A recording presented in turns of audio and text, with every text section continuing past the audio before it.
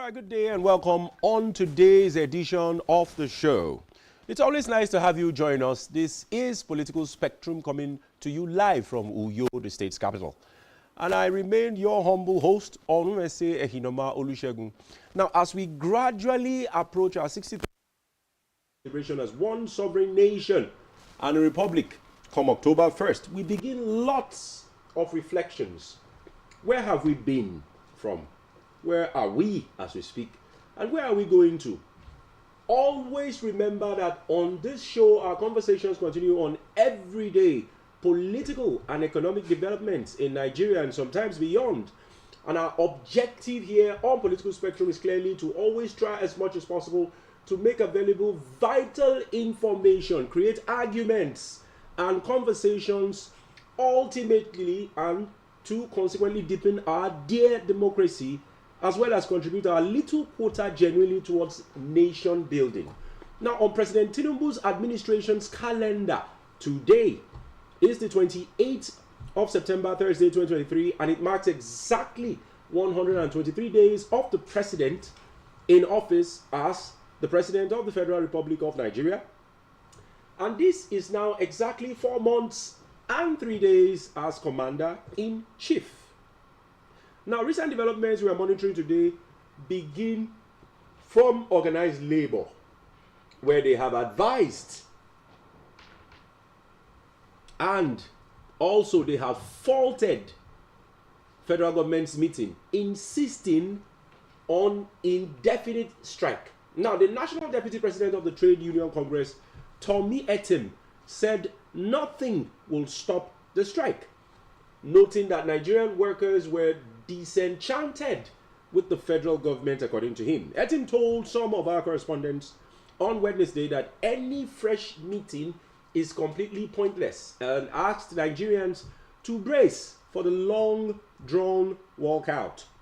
Now, the two trade union centers in the country, Nigerian Labour Congress and the Trade Union Congress, have directed all their affiliates to commence an indefinite strike by midnight, Tuesday, October the 3rd, and the decision was reached after the National Executive Council NEC meeting of the two labor centers held yesterday in Abuja. Now, in a joint communique signed by the NLC President Joe Ajero and TUC President Festus Osifo, the unions stated that organized labor had resolved to embark on an indefinite and total shutdown of the nation beginning on 0 hours Tuesday, the 3rd day of October 2023. Now, the government had been given more than enough time to meet our demands. I'm quoting them. But they did nothing. The strike has been fixed. Nothing will stop it. And if they, that's the federal government, like, they can go to court as usual. The only thing that can stop the strike is if they meet all our demands, he stated clearly and unambiguously. Now, asked what Nigerians should expect during the industrial action, the labor leader added, it will not just be a total shutdown of the nation. It's going to be the mother of all strikes. He's saying, and I quote him, do you know that they are even planning to sack 17,000 workers in this period when Nigerians are suffering great hardship? He has asked the question. Now, asked if the unions will shelve their plan if invited to a meeting by the federal government, the union leader noted, no meeting or promise that would make us stop. That means the strike is imminent. The only thing that would make us stop is the fulfillment of all those demands, nothing else. Clear statement. Now, still moving forward on the issue of the strike, expect fuel scarcity and blackout. That's a message to Nigerians. Meanwhile, Nigerians may have to brace for fuel scarcity and nationwide blackout from Tuesday as the Nigerian Union of Petroleum and Natural Gas Workers and the National Union of Electricity Employees have vowed to join the indefinite strike declared by the NLC and TUC. Also, the health workers said they would not be available to attend to patients at the hospitals, while the judiciary staff also disclosed that the courts will be shut down nationwide. Now, senior officials of DUPENG and NUEE or NUEE told our correspondents on Wednesday that the unions would ground petrol and electricity supply once the strike begins. Now, NUPENG's national president, Williams Aporera said the union would implement every instruction used by the NLC, adding that it was non-negotiable for NUPENG to join the strike. Now, responding to a question on whether NUPENG will join the proposed strike, Aporera said, "We are an affiliate of NLC and we will follow their directives to the letter." Now, the NLC has over 40 affiliate unions, while the TUC had about 30, and the affiliates often participate in industrial actions called by the parent associations. Now, also confirming the resolve of the Nigerian Union of Electricity Employees to comply with the strike directive, the acting general secretary of the union, Dominic Igwewike, said the association would ground power supply if the government fails to avert the proposed walkout. Now, National Union of Electricity Employees is an affiliate of NLC, and we are compliant with the directives of the Congress by joining the strike from Tuesday, they have also said. Workers in various electricity companies are our members, they said. They continue, and I quote, "So we are ready to join the strike, and our circular communicated that to our members, so electricity workers are right now getting set to join the strike, and this will lead to a massive shutdown of power sector," he stated. Now, continue. Igwewike had earlier said, though the power sector employees were regarded as essential workers, they would still join the proposed strike. He noted, "People in the power sector are also Nigerians. There is no different market for people working in the essential services sector. We all go to the same market space, same school fees, buy same fuel, and face the same challenges. So we are Nigerians too," he concluded. Now, as member of the NLC, the Judiciary Staff Union of Nigeria said its members will join the strike action. The treasurer of the union, Musa Alunge, argued that the issues the NLC was canvassing affected its members also, but meanwhile, the spokesperson of the Ministry of Labour and Employment, Olajide Oshundu, in a statement signed on Wednesday evening, addressed reports that the President Bola Tinubu would roll out wage awards and palliatives for workers on Independence Day. A little too much, a little too late.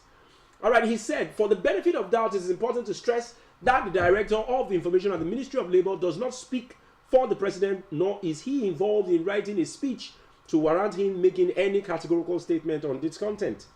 He said, and I quote, "If and when the Minister schedules a meeting with the Labour, the people will be adequately notified through verified channels."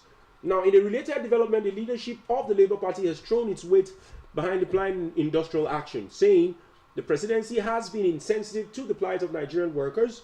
Among other things, the NLC and the TUC were asking for wage awards, implementation of palliatives, tax exemptions and allowances to public sector workers, and a review of the minimum wage, and also to withdraw all poor policies of government. Now, moving to our next story, and this one brings us to our very domain here in Akwa Ibom. A popular socio-cultural group backs Akwa Ibom's amended Traditional Ruler Council law. A very popular socio-cultural group. So let's take the story. The elders and leaders of the BBO's socio-cultural organization, represented by Akwa Isop Imai Songi BBO, said on Tuesday that they support and are committed to the bill amending the Traditional Rulers Law, cap of 155 laws of Akwa Ibom State of 2022, which was recently amended. Now, recall that the bill, which had already been assented to by the state governor, Pastor Mweno, had generated controversy with some other ethnic groups opposing the bill. Now, the Anang Youth Forum had opposed the bill because the law seeks to grant perpetual leadership of the Traditional Rulers Council to the Okwibom Ibibio, disregarding the long-standing rotational provisions among all paramount rulers in the state.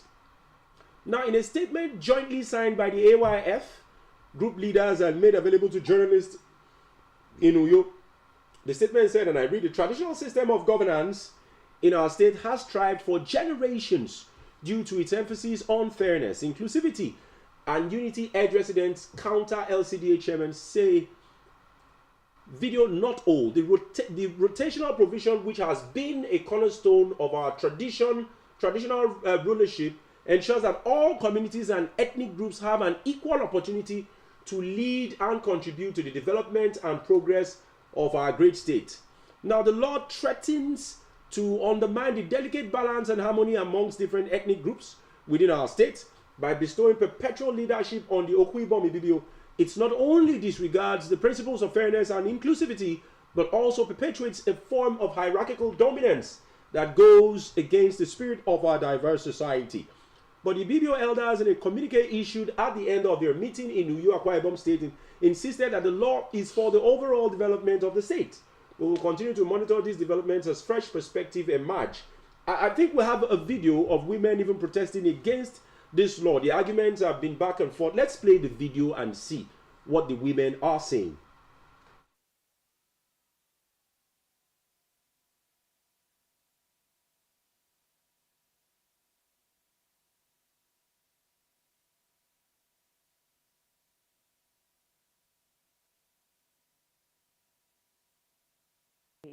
Will be addressed soon. We are not second-class citizens. Oron, they said it's third-class citizen. We want to tell them that Akwa Ibom is one. We have equal rights in Akwa Ibom State. In Nigeria, every citizen of Nigeria has equal rights. There is no first class, there is no second class, there is no third class. We are all one. We don't want tribalism. We don't want war. We want peace in Akwa Ibom. Akwa Ibom is a peaceful state. Nobody should come and divide us. That is why we are here to tell them that the women of Anang, Oron, and all the women of Bolo of Akwa Ibom said we don't want it. We reject it. We reject being third class. The obnoxious law that says that only one tribe can be the leader.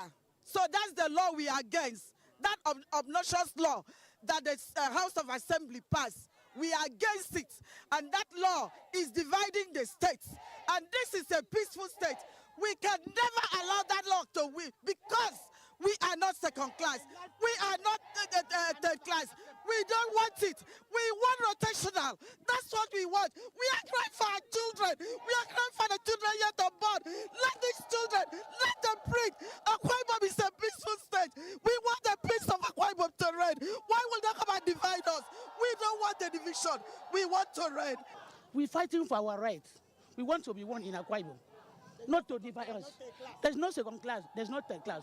How can a leader, State House of Assembly Speaker, come and pass a law without putting everybody moving forward? So we don't think to accord because of our children and our future.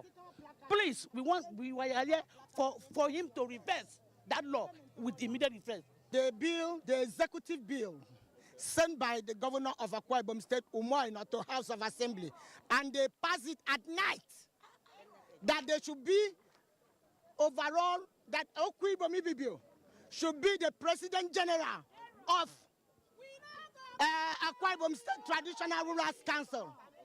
Why now? We want them to reverse that law. It should be rotational. Akwa Ibom is one. I have no position. I have no group. I am here as an Anang woman to tell you people that we are not second class. Women from different parts of the state are here. And I told my officers to maintain peace and to ensure that there's no violence here. I was told there's no violence, and that's why I'm here to see you. And all what you have said, we have seen it in writing. I will convey it to the authority. But, you know, when we gather like this, some people who have bad mind will come and join us. Now, you have made your protest known. The House of Assembly is aware of what you have done. The governor will be aware of what you have done. What we need to do is to go back to your homes and take care of your husbands and your children. We have heard you. It was a letter where all what you are saying is articulated. All right, there you have it. A lot of reactions from pressure groups, from women. While some are against the new law, some are for it. And the executive governor, Pastor Mweno, has made it very clear that those laws, there had been agreements before he came into governance.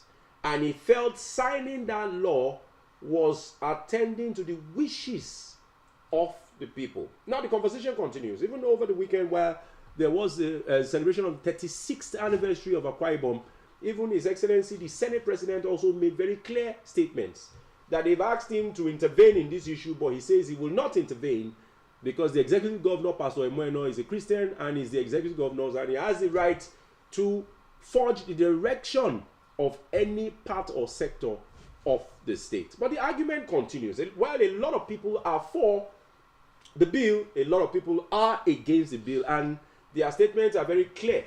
And it is that everybody is equal and that they should espouse more of rotational positions within the traditional council and not make a particular one from the BBO clan this period time to be the permanent president general. A lot of issues are in contention, and I hope that the people of Akwa Ibom will come together and at least settle these issues amicably. Now, let's move on to another development.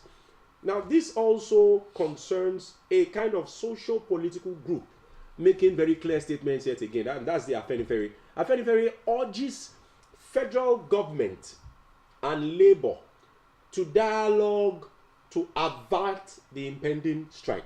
But doesn't end there.